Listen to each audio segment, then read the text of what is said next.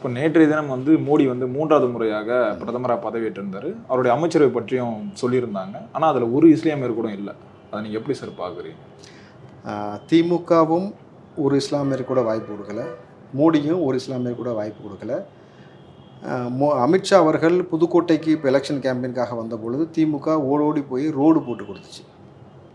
புரிஞ்சுங்களா? ஒரு மத்தியிலேருந்து வராங்கன்னா அது பண்ணி தானே சார் ஆகணும். ஒரு மாநில கட்டாயம் கிடையாது. இல்லை, நம்ம பண்ணுறது தானே சார். நம்ம இவ்வளோ நாள் போனோமே, இப்போ நம்ம மனுஷன் இல்லையா? அவர் ஒருத்தர் தான் மனுஷனா? இந்த கேள்வி வருதுல்ல. அவங்க வராங்கன்னா நீங்கள் உள்ளுக்குள்ளே ரோடு போட்டு கொடுக்குறீங்க. நல்லா நான் சொன்ன விஷயத்தை புரிஞ்சுக்கோங்க. திமுகவிலையும் இந்த எம்பியில் வந்து ஒரு இஸ்லாமியர் கூட கிடையாது, பிஜேபியிலும் இஸ்லாமியர்கள் கிடையாது. இங்கே அமித்ஷா வர ரோடு ஓடி ஓடி போய் கொடுக்குறீங்க. நாங்கள் காங்கிரஸ் வந்து மோடி வந்தாக்க கோபேக் மோடின்னு சொல்வது தயாராகும் பொழுது எங்களை அத்தனை பேரையும் கூட்டணியில் இருக்கும்போது அரெஸ்ட் பண்ணி வீட்டு காவலில் வைக்கிறீங்க. இந்த பொங்கலுக்கு வெல்லம் கொடுத்தாங்க தெரியுமா போன முறை? இந்த முறை வந்து சக்கரை பொங்கல் செய்கிறதுக்கு சக்கரை நினச்சிட்டு முட்டாள்தனமாக சக்கரை கொடுத்தாங்க. போன முறை வெல்லம். அந்த வெல்லத்தை விவசாயிகளுடைய வாழ்வாதாரம் பாதிக்கக்கூடாது, விவசாயிகள் நல்லபடியாக வாழணுன்றதுக்காக தான் அந்த வெள்ளத்தை கொடுக்கவே ஆரம்பித்தாங்க ஜெயலலிதா. அந்த வெள்ளத்தை வந்து நீங்கள் குஜராத்லேருந்து வாங்கினீங்க போன முறை. விவசாய கைத்தறி நெசவாளர்கள் வந்து வாழ்வாதாரம் உறுதி செய்யப்படுறதுக்காக தான் ஜெயலலிதா இலவச வேட்டி சிலை கொடுத்தாங்க. அதையும் குஜராத்லேருந்து வாங்கினீங்க. குஜராத் யார் மாநிலம்? முடிவிடமா? இப்போ இன்டர் கனெக்ட் பண்ணி பாருங்கள், பிஜேபிக்கும் திமுகவுக்கு ஏதாவது வேறுபாடு இருக்காங்க? ஒன்றுமே இல்லை. அப்போது இவர்கள் இஸ்லாமியருடைய பாதுகாவலர், சிறுபான்மையோட பாதுகாவலர் திமுக இங்கே உருட்டுறாங்கல்ல. இங்கே இஸ்லாமியர்களுக்கோ தலித்துகளுக்கோ சிறுபான்மைகளுக்கோ கிறிஸ்தவர்களுக்கோ திமுக பாதுகாவலர்கள் கிடையாது, நடிச்சுக்கிட்டு இருக்கிறானுங்க. இந்த முகத்திரை விரைவில் கிளைக்கப்படும். சரி, இப்போ ஆனால் மத்தியில் ஒரு இஸ்லாமியர் கூட இல்லையா சார்? அதுதான் சொன்னது. அது ரொம்பவே ஒரு, ஏன்னா இப்போ இந்தியா வந்து ஒரு மதசார்பற்ற நாடுன்னு சொல்கிறாங்களே, ஒரு இஸ்லாமியர் கூட இல்லைன்றது வந்து ஆர்எஸ்எஸ் உடைய 100வது ஆண்டு விழாவை நடத்த போகிறாங்க. நீங்கள் ஜெயலலிதா இருக்க பொழுது தமிழ்நாட்டில் ஆர்எஸ்எஸ் ஊர்வலத்துக்கு அனுமதி இல்லை. ஸ்டாலின் இருக்கும் பொழுது எதுக்குறேன்னு சொல்லிட்டு ஆர்எஸ்எஸ் ஊர்வலத்துக்கு அனுமதி கொடுக்குறீங்க. பிஜேபியோட அஜெண்டாவை இந்தியாவை இந்துத்துவ நாடாக மாற்றுறது தான் அவங்களுடைய அஜெண்டா. அதுதான் அவங்களுடைய பிளான் ஆஃப் அஜெண்டா. நீங்கள் ராமர் கோயிலை கட்டினாங்களா, ராமரை வைத்து ரூமர் செஞ்சாங்களா இடையில? அதுக்கப்புறம் எலெக்ஷனுக்கு முன்னாடி மீடியாவை பார்த்தோன்னே மோடி சொன்னது ஓ மை காட், எலெக்ஷன் வந்தோடனே ஐ ஆம் தி காட். புரிஞ்சுங்களா? இந்த ஸ்ட்ராட்டஜி அவர் நடித்தாரா? இப்போது மசூதிகள் மீது அம்பு விடுவது போன்ற அங்கே பிஜேபி இருக்கக்கூடிய நபர்கள் வந்து காட்சி அமைப்பு வச்சாங்க, செஞ்சாங்க எலெக்ஷன் பிரச்சாரத்தின் போது. அப்போ தொடர்ச்சியாக இஸ்லாமியர்கள் மீது இந்த சிஏஏவாக இருக்கட்டும், என்ஆர்சி இது போன்ற நபர்களை கொண்டு வரதா இருக்கட்டும், நீங்கள் மாட்டுக்கறி உண்ணாக்க அடிக்கிறதா இருக்கட்டும், சிறுநீர்களுக்கு அடிக்கிறதா இருக்கட்டும், இந்த மாதிரி மக்களை வந்து பிளவாடக்கூடிய வேலை செய்வதாகட்டும், பில்கிஸ் பானோன்ற கர்ப்பிணியை கற்பழித்த பொழுது அவர்களை விடுதலை செய்ததாக இருக்கட்டும், அதை தாண்டி வந்து ஆசிஃபான்ற சிறு குழந்தையை வந்து கோயிலுக்குள்ளேயே வச்சு கற்பழித்தாங்க, அதுக்கு நீதி கொடுக்காம அவன் வெளியில் வந்துட்டு பாரத் மாதா கி ஜெயன்றான். அப்போ தொடர்ச்சியாக பிஜேபி எந்த இடத்துலையும் எந்த இடத்துலையுமே பார்த்தீங்கன்னா இஸ்லாமியர்களுக்கு இடம் கொடுக்கவே இல்லை. ஏன் அப்படி பார்த்தா இந்த வேலூர் இப்ராஹிம்னு ஒரு ஆள் இங்கே பிஜேபியில் சுற்றிட்டு இருக்காப்புல இல்லை, அவருக்கு பிஜேபி இங்கே ஏதாவது இடம் கொடுத்தா, சீட்டு கொடுத்தா? சீட்டுக்கு முயற்சி எடுத்தார். அவர் பர்சனலாக சீட்டுக்கு முயற்சி எடுத்தான்ற விஷயம் எனக்கு தெரியும். அப்போ திட்டமிட்டு இஸ்லாமியர்களை நீங்கள் புறக்கணிக்கிறீங்க. இஸ்லாமியர் மட்டும் கிடையாது, நீங்கள் இஸ்லாமியராகட்டும், கிறிஸ்துவராக இருக்கட்டும், தலித்தாக இருக்கட்டும், இவர்கள் 3 பேரையும் வந்து பிஜேபிக்கு பிடிக்காது. மேல்மட்ட அரசியல் தான் அவங்களுக்கு பிடிக்கும். அந்த மாதிரி இருக்கும்பொழுது நம்ம அவங்கள்ட்ட என்ன எதிர்பார்க்க முடியும்? பிஜேபியிடம் வந்து இது பெரிய ஆச்சரியமான விஷயமா? 26 ஓபிசி பிரிவினர்களுக்கு வந்து வாய்ப்பு கொடுத்துருக்காங்க இந்த இதுவில். மணிப்பூரில் நடந்த விஷயம் கம்பேர் பண்ணி பாருங்கள். நாடாளுமன்றத்தில் உட்காந்துட்டு ஆபாச படம் பார்த்ததாக இருக்கட்டும், மணிப்பூரில் அவ்வளோ பெண்களுக்கு ஏற்பட்ட அந்த கொடுமையாக இருக்கட்டும், ஒவ்வொரு விஷயத்தையும் நீங்கள் கம்பேர் பண்ணி பார்த்தீங்கன்னா எப்படி நாடகம் ஆடுறாங்கன்னு தெரியும். புது நாடாளுமன்றம் திறக்க பொழுது நீங்கள் திரௌபதி முர்முக்கு வந்து கொடுக்கல, இன்றைக்கி அவங்க தான் வந்து உங்களுக்கு பதவி பிரமாணம் செஞ்சு வைக்கிறாங்க, நீங்கள் போய் குணுக்கு முடு போடுறீங்க. ரெண்டையும் கம்பேர் பண்ணி பாருங்கள். சில நேரத்தில் காலம் கர்மான்னு ஒன்று இருக்குல்ல, கர்மா ரிட்டர்ன்ஸ் வாங்கல்ல, அது எப்பயுமே நடக்கும். மோடி வந்து அதிகாரத்தின் உச்சம் பெற்ற நபர்னு சொல்லிட்டு நீங்கள் ஆதிக்கம் ஆடும்பொழுது இன்றைக்கி சந்திரபாபு நாயுடு இல்லாமல் மோடி இல்லைன்ற மாதிரி அங்கே போய் நிற்கிற மாதிரி நிலைமை இருந்துச்சா? நாளைக்கு இதே போன்ற, இது ரொம்ப சிம்பிளாக சொன்னால், உத்தரப்பிரதேசில் நீங்கள் வந்து ராமர் கோயில் கட்டிட்டீங்க.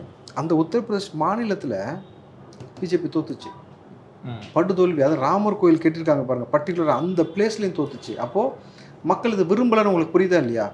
மதம்ன்றது அவனுக்கு தனிப்பட்ட முறையில் வழிபடுவதற்கு, தன்னை அமைதிப்படுத்துவதற்கு, தன்னை மனசை ஒருநிலைப்படுத்துவதற்கு தானே தவிர அதை கொண்டு வந்து அரசியலுக்கு மதத்துக்கு என்ன சம்மந்தம்?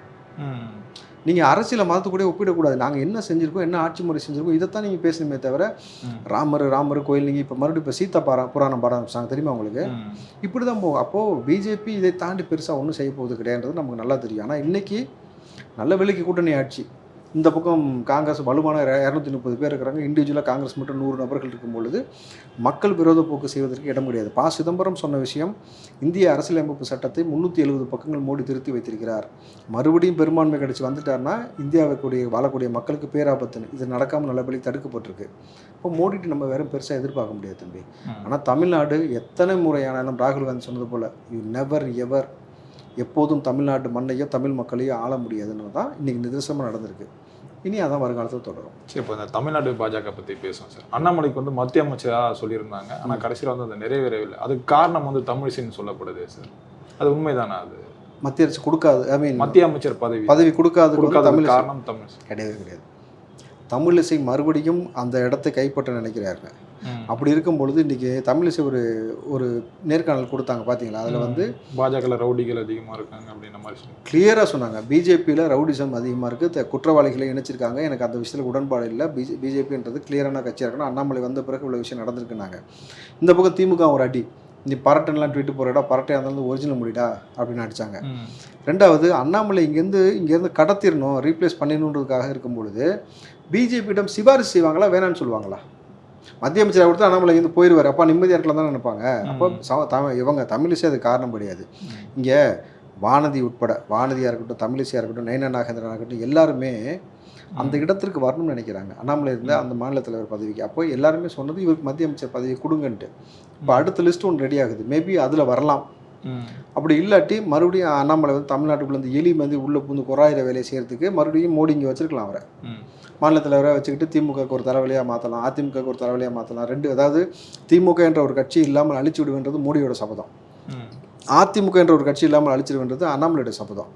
அதனால் அதுக்கு அண்ணாமலை இங்கே இருக்கிறது சரியான விஷயமா இருக்கும். ஏன்னா அண்ணாமலை பலமுறை சொன்னார், எம்பின்றது என்னுடைய கனவு கிடையாது, என்னுடைய ஆசை கிடையாது, எனக்கு நாடாளுமன்றம் தேவையில்லை, சட்டமன்றம் தான் வேணுனார். 2026 தான் கனவுனார். மேபி அதை நோக்கி கூட போகலாம். எது எப்படியோ அண்ணாமலை எங்கே இருக்கிறாரோ இல்லையோ தன்னை வளர்த்துக்கூடிய வேலை கிளியராக பார்த்துட்டாரு. அண்ணாமலைக்குன்னு ஒரு ஃபேன் பேஸை உருவாக்கிட்டாப்புல பார்ப்போம். தமிழிசை வந்து டைரெக்டாக அண்ணாமலை அட்டாக் பண்ணுறதுக்கு பின்னாடி வந்து இபிஎஸ் ஒரு காரணமாக இருக்குன்னு சொல்கிறாங்களே சார். அதெல்லாம் வாய்ப்பே இல்லை. தமிழிசை அவர்கள், நீங்கள் இன்றைக்கு பிஜேபியில் எத்தனையோ தலைவர்கள் போட்டாலும் தமிழிசை அவர்களை கிரிட்டிசைஸ் பண்ண மாதிரி யாரையுமே கிரிட்டிசைஸ் பண்ணல. பிஜேபி தமிழ்நாட்டில் இருக்கிறதுக்கு ஒரு முக்கிய காரணம் வந்து தமிழிசை கேள்வி அவங்களை செஞ்ச மாதிரி. ஆனால் அதை அவங்க ஹேண்டில் பண்ண விதம் இருக்குல்ல, சிரிச்சுக்கிட்டே ரொம்ப ஸ்போர்ட்டிவாக எடுத்துக்கிட்டு அதை பல மேடைகளை அவங்களே சொல்லி அதை வந்து யாருமே இப்படி அந்த அந்த மனசு வராது, யாருமே அதை செய்ய மாட்டோம், பஸ்ட் அவுட் ஆயிடுவோம். ஒரு சின்ன விஷயத்துக்கு பஸ்ட் அவுட் ஆயிடுவாங்க. இவங்க அதெல்லாம் தாண்டி இருக்கக்கூடிய நபர்கள் வந்து இன்னும் சொல்ல போனால் காங்கிரஸ் ரத்தம். அவங்க வந்து அவங்க அப்பா வந்து காங்கிரஸ் கட்சியோட தலைவராக இருந்துட்டு அவங்க இந்த பக்கம் பிஜேபி போயிருக்காங்க. மோடி சொல்லிலாம் வந்து அதுன்றதெல்லாம் சும்மா. இவங்கெல்லாம் தமிழிசை வந்து அண்ணாமலைக்கு எதிராக வந்து ஒரு ஸ்டேட்மெண்ட் சொல்லிட்டாங்க, அதாவது எதிரான்றதை விட நியாயமான விஷயம் சொல்லியிருக்காங்க. ரவுடி பள்ளி எதுக்கு சேர்க்கணும் கட்சியில்? இயல்பானதானே. கட்சின்றது நீங்கள் வந்து ரொம்ப அமைதியாக இருக்கணும். அங்கே வந்து கொலை பண்ணவன் கொள்ளையடிச்சவெல்லாம் கட்சியில் சேர்த்து வச்சிங்கன்னா மக்களுக்கும் பெண்கள் எப்படி உங்கள் கட்சிக்கு நம்பி வருவாங்க? இப்போ நார்மலாக பிஜேபியில் உள்ள ரவுடிசம் இருக்குனாக்கா பயப்படுவாங்க, யாருமே பொதுமக்கள் அந்த அளவுக்கு வரதுக்கான யோசிப்பாங்க. ஸோ அந்த விஷயம் ரீப்ளேஸ் பண்ண உண்மையாலுமே கட்சியை வளர்க்கணும்னு தமிழிசை நடக்கிறாங்க, தன்னை வளர்த்துக்கணும்னு அண்ணாமலை நினைக்கிறார். இவ்வளோ தான் வித்தியாசம். இதுக்காக நம்ம தமிழிசை குறை சொல்ல முடியாது. ரொம்ப நன்றிகள் சார், எங்களோட இவ்வளோ நேரம் பகிர்ந்தமைக்கு. நன்றி.